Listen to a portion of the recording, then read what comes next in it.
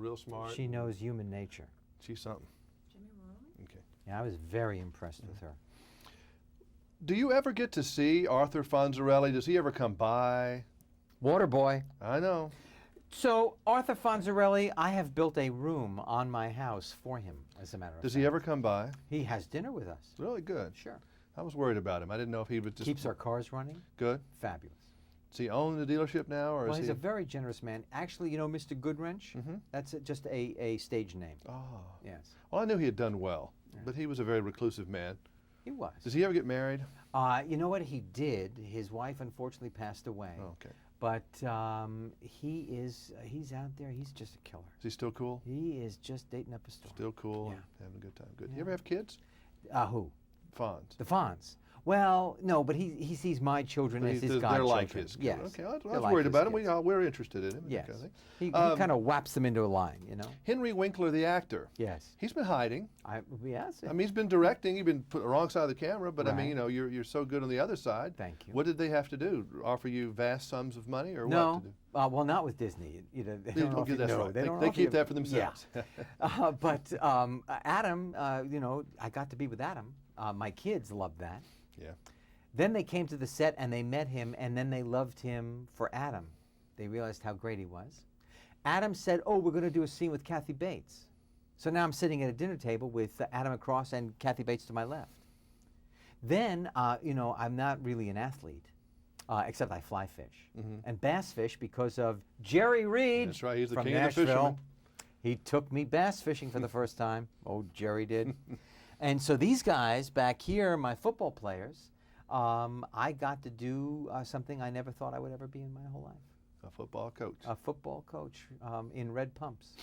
I know, that was a little kinky, but they have to watch the movie to see that. Whoa! We make them buy the ticket to get that. Absolutely. Tell me about Jerry Reed. He is your antithesis. He is he's the bad guy in He's this movie. the villain in this movie, and he plays He's it a very bad well. guy. Well, you know what? It's true.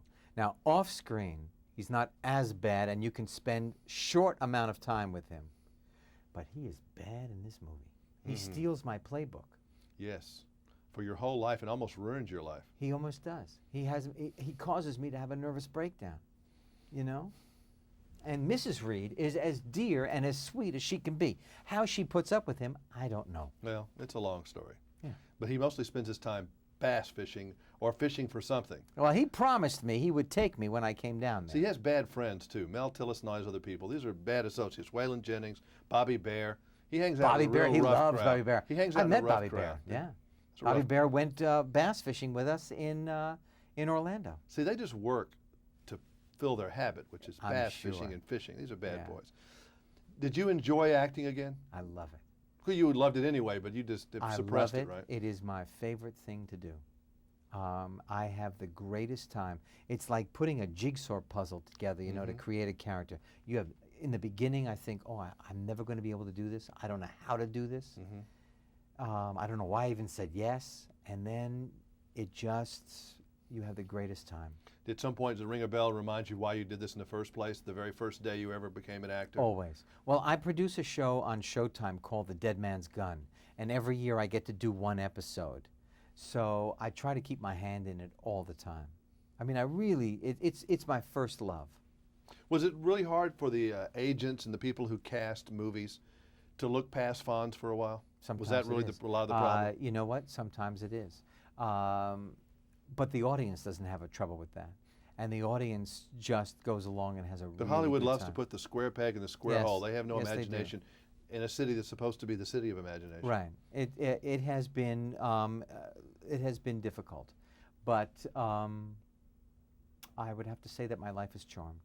I was going to say, you know, for the audience out there, which is the ultimate judge on all this, they wouldn't give anything for having known the Fonz. And I'm sure that that came with some funky things, like being Barney Fife must have been to Don Knotts and Lucille Ball to Lucy and everybody else. It had to have its moments where it was a little bit aggravating or irritating or something to be the Fonz. times that it was aggravating was when I was with my children and they were younger and they had no concept of why 25,000 people wanted some of their dad's hair. Yeah. But that was the only time. Otherwise, I am treated with such warmth. Yes. I'm given so much great energy in my life. It is a gift from heaven, I'm telling you. Yeah, it must. I mean, I can't imagine what it must be like, and you probably don't even realize it yourself, being one of the greatest characters to ever be in a medium of television, because the Fonz character is one of the most memorable characters out there. I appreciate you saying that. I had a great time playing him, but if you start to believe your own press, if you start to believe that you're more than you are, you're dead. That does get you screwed up, and that's probably easy for some people to go down that road sometimes. Yeah, I'm not interested in that at all. As a director, you've done very well in that. You directed Dolly Parton in one of her first things she had done. Well, that was easy.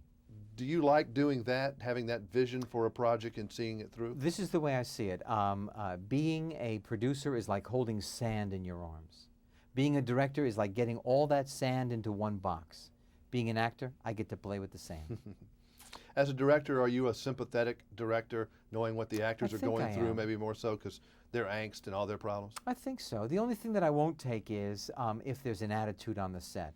I said, hey, you know, my show was in 126 countries. I've been there. We don't need any attitude. You and Quincy Jones. Check that ego at the door. You betcha. I like that. Thank you, sir. All right. What Nice a seeing you. pleasure. Thank you.